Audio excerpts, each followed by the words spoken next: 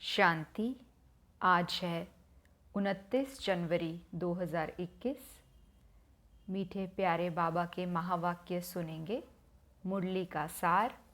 मीठे बच्चे, great great grandfather अर्थात सर्वधर्म पिताओं का भी आदि पिता है प्रजापिता ब्रह्मा, जिसके ऑक्यूपेशन को तुम बच्चे ही जानते हो।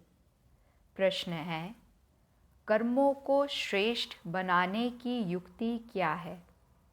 उत्तर, इस जन्म का कोई भी कर्म बाप से छिपाओ नहीं। श्रीमत के अनुसार कर्म करो तो हर कर्म श्रेष्ठ होगा। सारा मदार कर्मों के ऊपर है। अगर कोई पाप कर्म करके छिपा लेते हो तो उसका 100 गुना दंड पड़ता है। पाप वृद्धि को पाते रहेगा। बाप से योग टूटता जाता है। फिर ऐसे छिपाने वालों की सत्यानाश हो जाती। इसीलिए सच्चे बाप के साथ सच्चे रहो। ओम शांति। मीठे मीठे सिकिलदे बच्चे यह तो समझते हैं, इस पुरानी दुनिया में अब थोड़े दिन के हम मुसाफिर हैं। दुनिया के मनुष्य तो समझते हैं 40,000 वर्ष यहाँ और रहने का है। तुम बच्चों को तो निश्चय है ना, यह बातें भूलो नहीं। यहाँ बैठे हो तो तुम बच्चों को अंदर में बहुत गदगद होना चाहिए। इन आँखों से जो कुछ देखते हो यह तो विनाश होने का है। आत्मा तो अविनाशी है। यह भी बुद्धि में है। हम आत्मा ने पूरे 84 जन्म लिए हैं। अब बाप आया है ले जाने के लिए।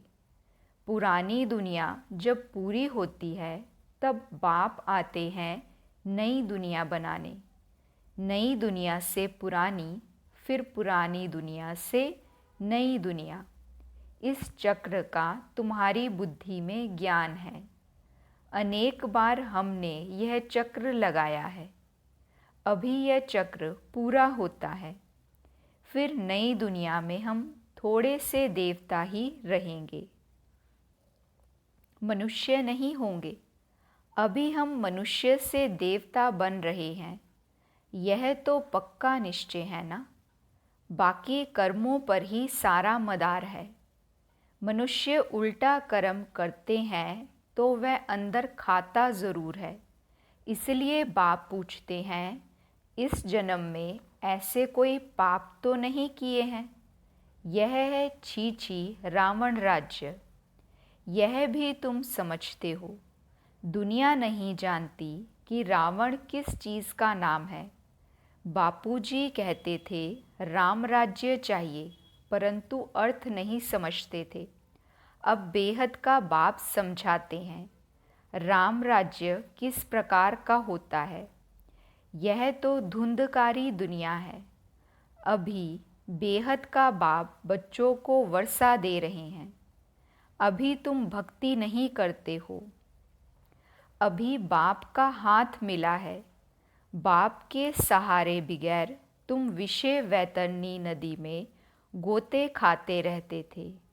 आधा कल्प है ही भक्ति। ज्ञान मिलने से तुम नई दुनिया सतयुग में चले जाते हो। अभी तुम बच्चों को यह निश्चय है, हम बाबा को याद करते करते पवित्र बन जाएंगे, फिर पवित्र राज्य में आएंगे।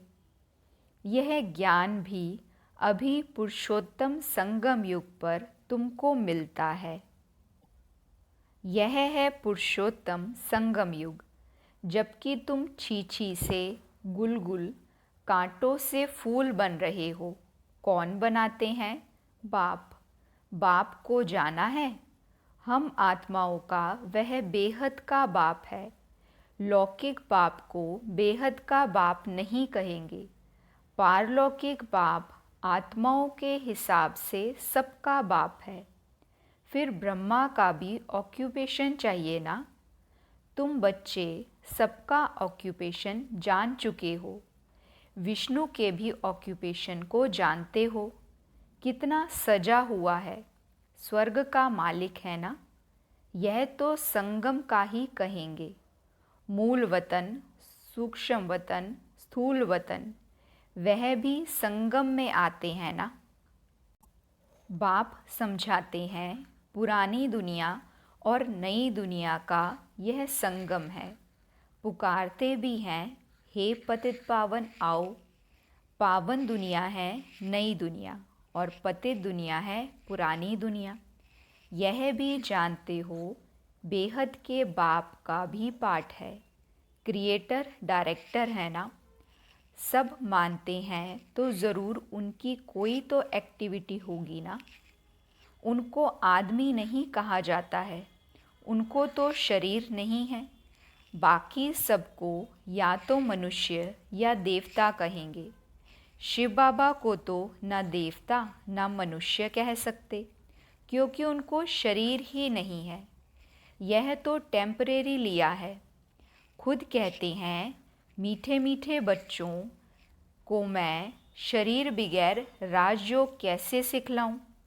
मुझे मनुष्यों ने ठिक्कर बित्तर में कह दिया है, परंतु अभी तो तुम बच्चे समझते हो मैं कैसे आता हूँ। अभी तुम राजयोग सीख रहे हो, कोई मनुष्य तो सिखला ना सके। देवताओं ने सतयुगी राजाई कैसे ली? ज़रूर पुरुषोत्तम संगम युग पर राजयोग सीखे होंगे। तो यह सिमरन कर अभी तुम बच्चों को अथाह खुशी होनी चाहिए। हमने अब 84 का चक्र पूरा किया है। बाप कल्प कल्प आते हैं। बाप खुद कहते हैं, यह बहुत जन्मों के अंत का जन्म है। श्री कृष्ण जो प्रिंस था सतयुग का, वही फिर 84 का चक्र लगाते हैं। तुम शिव बाबा के तो 84 जन्म बताएंगे नहीं, तुम्हारे में भी नंबरवार पुरुषार्थ अनुसार जानते हैं। माया बहुत कड़ी है, किसी को भी छोड़ती नहीं। यह बाप अच्छी रीति जानते हैं। ऐसे मत समझो बाप कोई अंतर्यामी है, नहीं, सबकी एक्टिविटी से जानते हैं। समाचार आते हैं, माया एकदम कच्चा पेट में डाल देती है। ऐसे बहुत बातें तुम बच्चों को मालूम नहीं पड़ती, बाप को तो सब मालूम पड़ता है। मनुष्य फिर समझते हैं बाबा अंतर्यामी है। बाप कहते हैं, मैं अंतर्यामी नहीं हूँ। हर एक की चलन से सब मालूम पड़ता है। बहुत छीछी चलन चलते हैं। बाप बच्चों को खबरदार करते हैं, माया से संभालना है।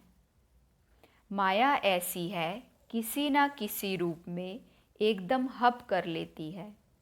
फिर भल बाप समझाते हैं तो भी बुद्धि में नहीं बैठता। इसलिए बच्चों को बहुत खबरदार रहना है। काम महाशत्रु है। मालूम भी ना पड़े कि हम विकार में गए हैं, ऐसे भी होता है। इसलिए बाप कहते हैं, कुछ भी भूल आदि होती है तो साफ बताओ, छिपाओ मत, नहीं तो 100 गुना पाप हो जाएगा। जो अंदर में खाता रहेगा, एकदम गिर पड़ेंगे। सच्चे बाप के साथ बिल्कुल सच्चा होना चाहिए, नहीं तो बहुत बहुत घाटा है। माया इस समय तो बहुत कड़ी है। इस रावण की दुनिया है। बाबा कह रहे हैं, बच्चे, यह रावण की दुनिया है। हम इस पुरानी दुनिया को याद ही क्यों करें? हम तो नई दुनिया को याद करें, जहाँ अब जा रहे हैं। बाप नया मकान बनाते हैं तो बच्चे समझते हैं ना, हमारे लिए मकान बन रहा है, खुशी रहती है। यह है बेहद की बात। हमारे लिए नई दुनिया स्वर्ग बन रही है। स्वर्ग में ज़रूर मकान भी होंगे रहने के लिए। अब हम नई दुनिया में जाने वाले हैं। जितना बाप को याद करेंगे उतना गुलगुल फूल बनेंगे। हम विकारों के वंश कांटे बन गए थे। बाप जानते हैं माया आधों को तो एकदम खा जाती है। तुम भी समझते हो जो नहीं आते हैं वह तो माया के वश हो गए हैं ना। बाप के पास तो आते नहीं। ऐसे माया बहुतों को हप कर लेती है।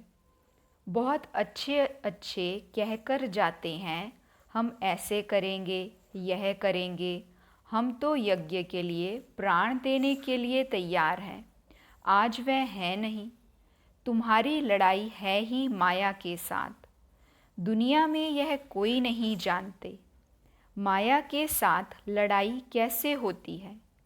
अभी तुम बच्चों को बाप ने ज्ञान का तीसरा नेत्र दिया है, जिससे तुम अंधियारे से सोझरे में आ गए हो। आत्मा को ही यह ज्ञान नेत्र देते हैं। तब बाप कहते हैं अपने को तुम आत्मा समझो। बेहद के बाप को याद करो। भक्ति में तुम याद करते थे ना, कहते भी थे ना आप आएंगे तो बलिहार जाएंगे। कैसे बलिहार जाएंगे यह थोड़ी जानते थे। अभी तुम समझते हो हम जैसे आत्मा हैं वैसे बाप भी है। बाप का है अलौकिक जन्म। तुम बच्चों को कैसे अच्छी रीति पढ़ाते हैं।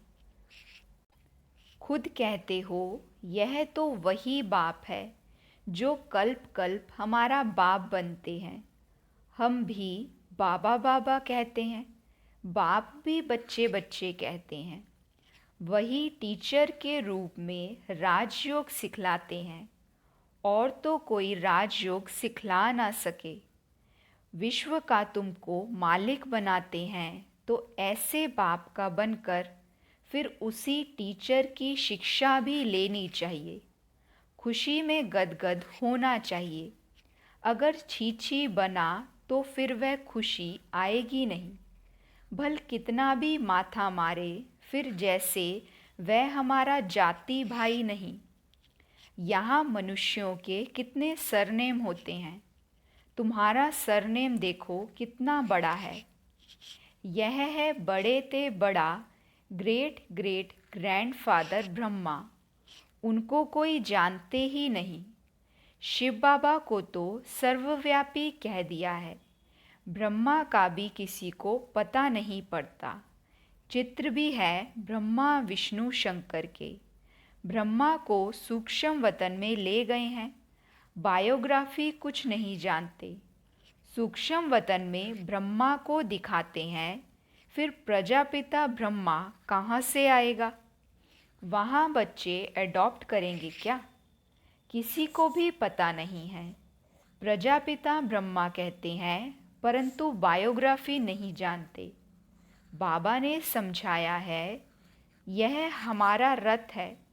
बहुत जन्मों के अंत में हमने यह रथ लिया है। यह पुरुषोत्तम संगम युग गीता का एपिसोड है। पवित्रता भी मुख्य है। पतित से पावन बनना कैसे है यह दुनिया में किसी को भी पता नहीं है।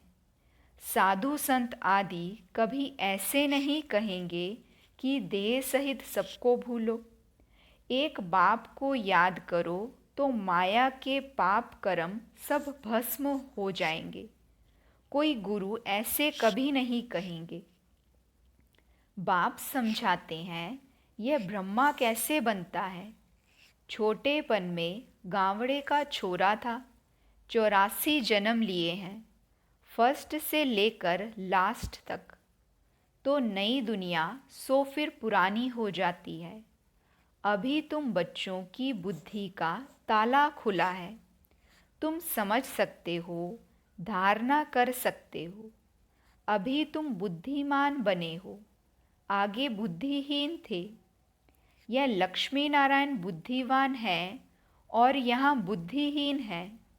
सामने देखो यह पैराडाइज के मालिक है ना।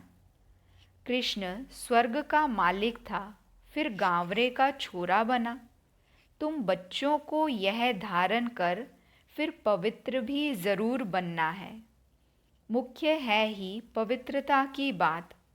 लिखते भी हैं, बाबा माया ने हमको गिरा दिया, आंखें क्रिमिनल बन गई।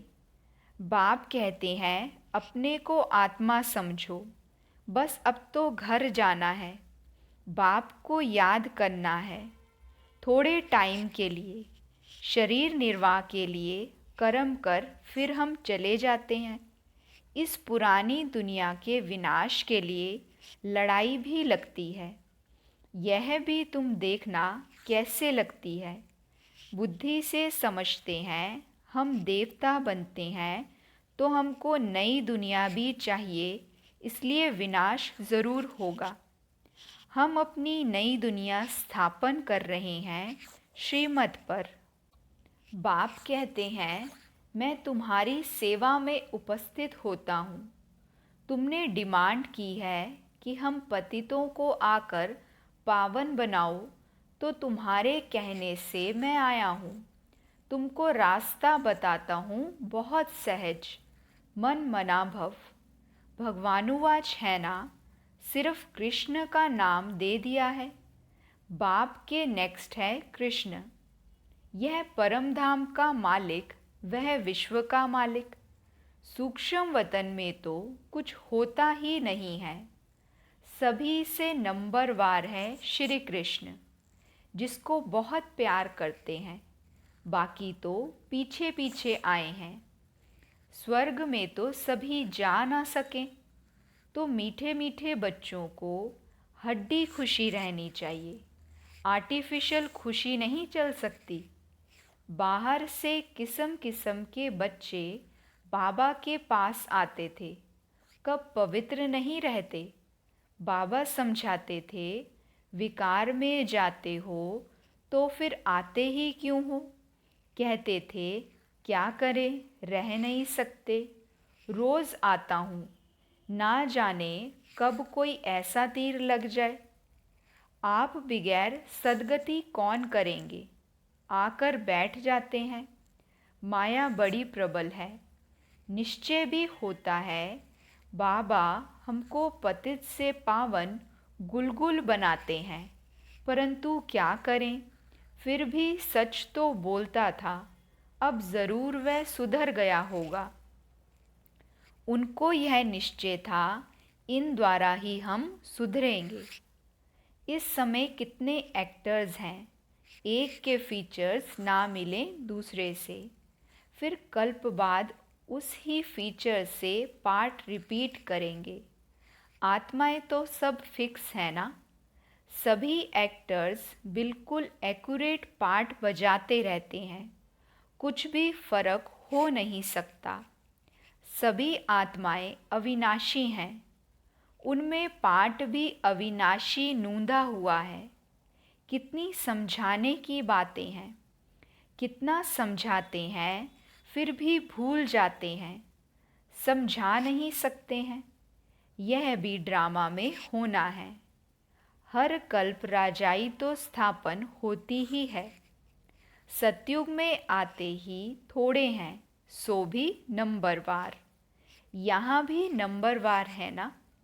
एक का पाठ एक ही जाने, दूसरा कोई जान नहीं सकता। अच्छा, मीठे मीठे सिकिलदे बच्चों प्रति माता पिता बाप दादा का याद प्यार और गुड मॉर्निंग। रूहानी बाप की रूहानी बच्चों को नमस्ते। हम रूहानी बच्चों की रूहानी माता पिता बाप दादा को दिल व जान सिकवा प्रेम से नमस्ते नमस्ते नमस्ते जी। गुड मॉर्निंग बाबा। शुक्रिया बाबा, शुक्रिया। वहाँ मेरा भाग्य, वहाँ मेरे भाग्य विधाता बाबा। धारणा के लिए मुख्य सार है। पहली पॉइंट, सच्चे बाप के साथ सदा सच्चा रहना है। बाप पर पूरा पूरा बलिहार जाना है। दूसरी पॉइंट, ज्ञान को धारण कर बुद्धिवान बनना है। अंदर से हड्डी अर्थात जिगरी खुशी में रहना है। कोई भी श्रीमत के विरुद्ध काम करके खुशी गुम नहीं करनी है। वरदान है, ज्ञान की गुह्य बातों को सुनकर उन्हें स्वरूप में लाने वाले ज्ञानी तू आत्मा भव। ज्ञान की गुह्य बातों को सुनकर उन्हें स्वरूप में लाने वाले ज्ञानी तू आत्मा भव। बाबा समझाते, ज्ञानी तू आत्माएं हर बात के स्वरूप का अनुभव करती हैं। जैसे सुनना अच्छा लगता है, गुह्य भी लगता है, लेकिन सुनने के साथ साथ समाना अर्थात स्वरूप बनना, इसका भी अभ्यास होना चाहिए। मैं आत्मा निराकार हूँ, ये बार बार सुनते हो, लेकिन निराकार स्थिति के अनुभवी बनकर सुनो। जैसे पॉइंट वैसा अनुभव, इससे शुद्ध संकल्पों का खजाना जमा होता जाएगा और बुद्धि इसी में बिजी होगी तो व्यर्थ संकल्पों से सहज किनारा हो जाएगा। स्लोगन है, नॉलेज एवं अनुभव की डबल अथॉरिटी वाले ही मस्त फकीर रमता योगी हैं। नॉलेज एवं अनुभव की डबल अथॉरिटी वाले ही मस्त फकीर रमता योगी हैं। अच्छा, ओम शांति।